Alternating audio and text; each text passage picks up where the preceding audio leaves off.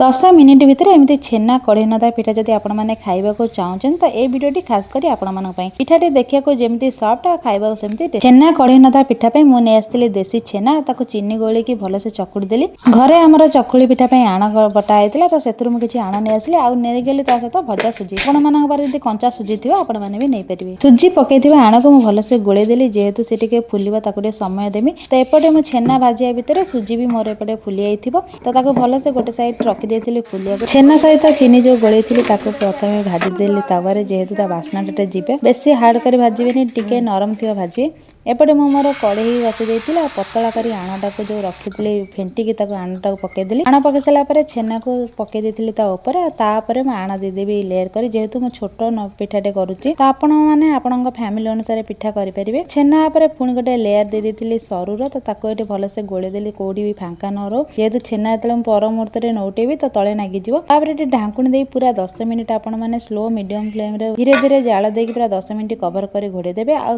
10 minute हैला परे ताको खोली देबे खोली सारे परे छुरी किंबा काठी साहाय्य रे ताको फुटेकी देखबे जदि आपनक आणाटा कंचा थिबो तो छुरी रे किंबा काठी रे लागिवो जदि जानिबे न लागुची जानिबे आपनक पिठा रेडी अछि तो सेपाको को मु तापरे नोटी दे देथिली जेहेतु एपाको मोर टिके लाल पड़ेतिला सेति तो कवर दे देथिली नोटी की तो रेडी हे गेला मोर छेना कढ़ी नदा पिठा तो आपण माने थरे नियतबे ट्राई करन तो मु तो ट्राई करली बहुत स्वादिष्ट लागुची तो आशा करछि आपण मानक आजिरा ब्लॉग टी बहुत सारा भलो लागिवो तो रहिली जय श्री जगन्नाथ जिबा पूर्वरु चैनल को जदि नुआ आसंती सब्सक्राइब करि